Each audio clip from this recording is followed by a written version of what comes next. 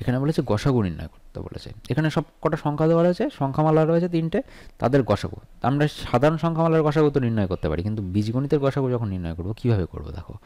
তাহলে আগে বীজগাণিতিক সংখ্যামালা, যেমন প্রথমটা দিয়েছে x³ - 1, তারপরটা দিয়েছে x² + 2x - 3, তারপরটা দিয়েছে x³ - x² - 1। এই 3টে সংখ্যামালার গসাগু নির্ণয় করতে হবে। তা গসাগু নির্ণয় করতে গেলে বীজগণিতের আমরা এই সিঁড়ি ভেঙে করি, তা সিঁড়ি ভেঙে করে বা ভাগ প্রক্রিয়া এখানে করতে গেলে অনেক টাইমিং কনজিউম হয়ে যাবে। তাহলে এক্ষেত্রে কী করবো, এর ক্ষেত্রে ইন্ডিভিজুয়ালি মানে আলাদা আলাদাভাবে এদের উৎপাদকে ভেঙে নেবো। ঠিক আছে, এদেরকে কীভাবে ভাঙা যায় উৎপাদকে ভাঙার জন্য, বা এদেরকে কীভাবে নিয়ম কী কী আছে সেটা দেখো। x³ - 1 এর উৎপাদককে ভাঙতে গেলে যেহেতু কিউব রয়েছে, তাহলে কিউবের সূত্রগুলোর যদি দিকে খেয়াল করি, তাহলে এই কিউব রয়েছে, কিউব থাকলেই যে সবসময় কিউবে ভাঙতে হবে তা কিন্তু না। যেমন এটাই কিউব রয়েছে, অথচ এখানে কিন্তু সূত্রে ভাঙা যাবে না। ঠিক আছে, তাহলে এটাকে কেন ভাঙা যাবে, কারণ এটাকে ওই সূত্র আকারে নিয়ে যাওয়া যাচ্ছে। তাহলে x³ - 1কে আমরা কি লিখতে পারি, x² - 1 এর হোল কিউব। এটাকে দেখো দেখতে কোন সূত্রের মতন লাগে জানো তো, a³ - b³ এর সূত্র। a³ - b³ এর সূত্র কি আছে, a - b into a² plus ab plus b square. তাহলে এখান থেকে আমরা সেটাই লিখতে পারি, a - b মানে কি, a x মানে a আর b মানে হচ্ছে 1 into x² plus a into b মানে x ইন্টু 1, x মানে আর 1 মানে b আর 1 স্কোয়ার। ঠিক আছে, তো তাহলে আমরা এখান থেকে লিখতে পারি x - 1 আর x² প্লাস x প্লাস 1। এবার দ্বিতীয়টাতে কোনো সূত্র কাজ করবে না, এখানে 3 রয়েছে আর এখানে x² আছে, মানে স্কোয়ার থাকলে আমরা a² plus 2ab plus b square, সেখানে মাইনাস প্লাসের গণ্ডগোল, বা এখানে 3 রয়েছে। তাহলে এক্ষেত্রে কী করতে পারি আমরা, এক্ষেত্রে এই টার্মটা দেখাচ্ছে স্কোয়ার প্লাস মাইনাস ax², এখানটায় হবে হচ্ছে আমাদের ax² plus bx plus c minus c।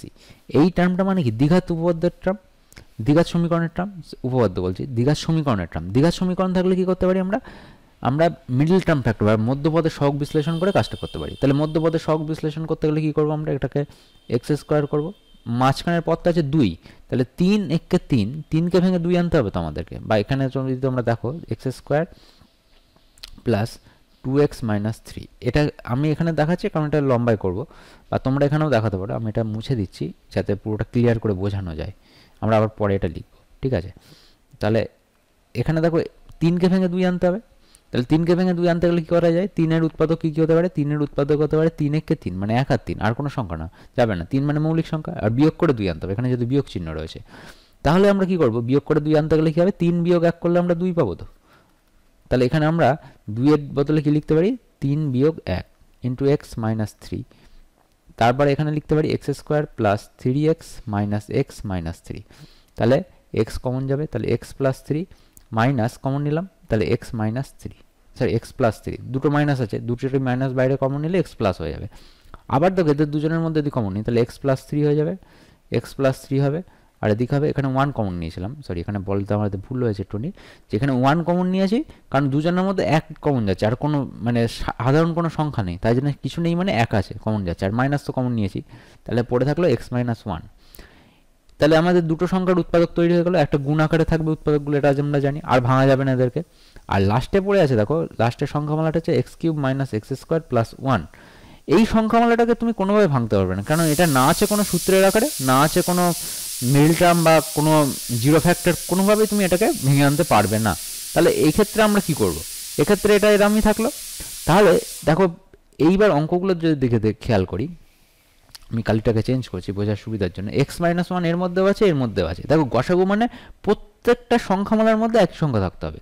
তা প্রথম দুটো সংখ্যামালার মধ্যে x মাইনাস 1 আছে, কিন্তু তৃতীয় সংখ্যামালার মধ্যে এটাকে ভাঙা যাচ্ছে না, অর্থাৎ এটা থাকবে কীভাবে, x³ মাইনাস x² প্লাস 1। এটাকে যেহেতু ভাঙা যাচ্ছে না, তাহলে সবার মধ্যে যদি কোনো সংখ্যা না যায়, তাহলে ধরো সেক্ষেত্রে আমরা ছোট্ট একটা উদাহরণ দিই, 2, 4, 5 রয়েছে। তুমি এক্ষেত্রে যদি গসাগু নির্ণয় করতে হয়, গসাগু নির্ণয়ের সিস্টেম কি, যে সব কটা সংখ্যা দিয়ে ভাগ করতে হবে, এমন একটা সংখ্যা এখানে বসাবো যে সংখ্যাটা দিয়ে সব কটা সংখ্যাকে ভাগ করলে মিলে যাবে, মানে কোনো ভাগশেষ থাকবে না। তাহলে এখানে সেরকম কোনো সংখ্যা তৈরি হচ্ছে না, তাই জন্য আমরা 1 দিয়ে করবো, 1 দিয়ে করলে 2, 4, 5, অর্থাৎ 1 হচ্ছে আমাদের গসাগু হবে, তাই তো।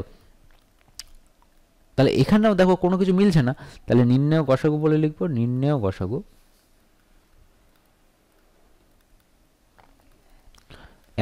এটাই হচ্ছে আমাদের অ্যান্সার। অবশ্যই তোমাদের যদি কোনো কিছু প্রবলেম থেকে থাকে আমাদের হোয়াটসঅ্যাপ করে দাও, আমরা যে কোনো প্রবলেম স্কুল এর যে কোনো লেভেলের আমরা সেটা করে পাঠিয়ে দেবো।